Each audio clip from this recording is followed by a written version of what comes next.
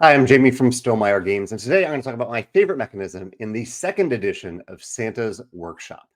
I haven't played the first edition, and I want to disclaim that the developer of the game, not the designer, but the developer, is a friend of mine, Paul Solomon.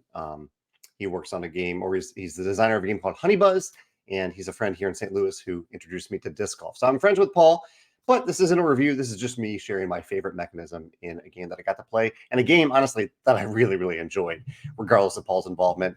I had a blast playing this 2 players with Paul. Again, disclaimer: I was playing it with Paul, but really, I had a lot of fun. I was delighted by it. This game was completely off my radar, and I want to talk about a few of the mechanisms in the game today.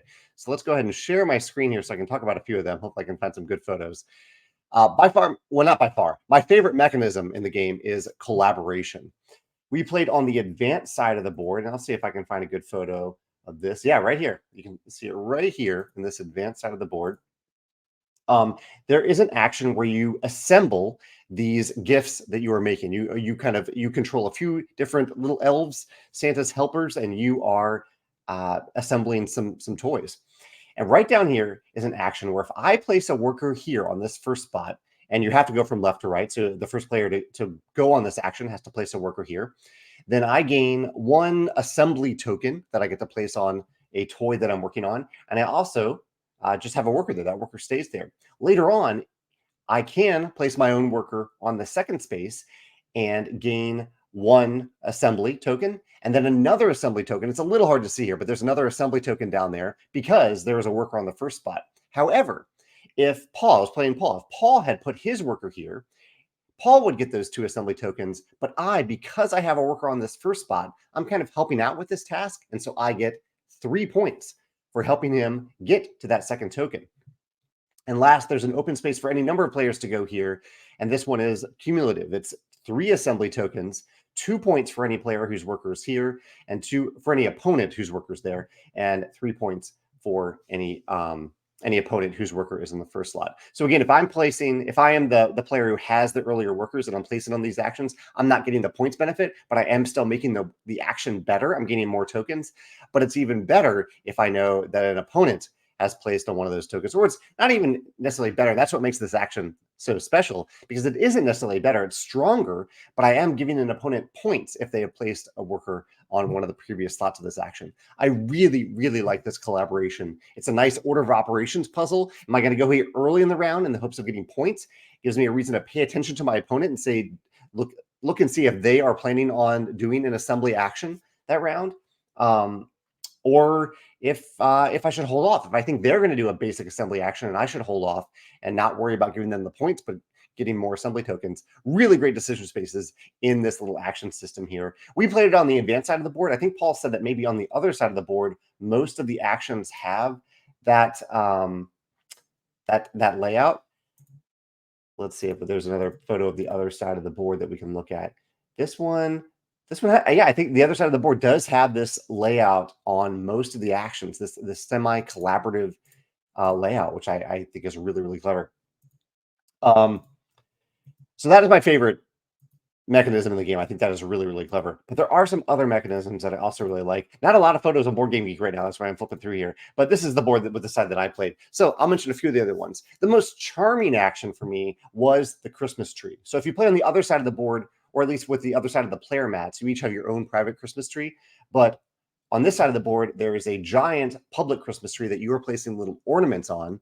Your ornament gives you, the ornament that you choose to place gives you a little bonus. And then where you place it on the tree also gives you a bonus. And then at the end of every 3 rounds, there's a little scoring mechanism that looks at the number. It looks at how I think your Christmas cheer, looks at your Christmas cheer score. And so it looks at the number of ornaments that you have on the tree to this mechanism. There's points, there's instant benefits, and there's securing a place on the tree for the rest of the game with these foil tokens that look great. They look great as you're putting them on this tree. They look like real ornaments. Really, really like that action. Another mechanism I thought was just a clever, a little thing that I thought was great is that on your player mat, let's see. Well, yeah, I'll have to use this player mat. You can see right now there are 12 slots for coal. Yeah, for coal tokens here. And coal you use for various actions. You use them to fuel your reindeer. You use them to fuel some resource generation. You need coal in this game. 12 slots for coal, but really you start off the game with these three and these three blocked by these just boards. You can see the boards right here. They block those sections. And you can level that up as you play. You can pay some resources to remove those boards. When you go to the coal gathering action to the mines, you aren't gaining a set amount of coal. Rather, you are gaining enough coal to fill up your entire coal bucket over here. And this I thought was just a really clever twist on gaining resources. Instead of having a set number of resources that you're gaining, you get to fill up your entire capacity. And that felt really good. I really, really like that. And at last, again, it's a little bit hard to see in this picture, but there are player mats. Everybody has their own little player mat with 3 different worker meeples that correspond to your 3 helpers, helper elves down here. And these helper elves can be leveled up. When they take one of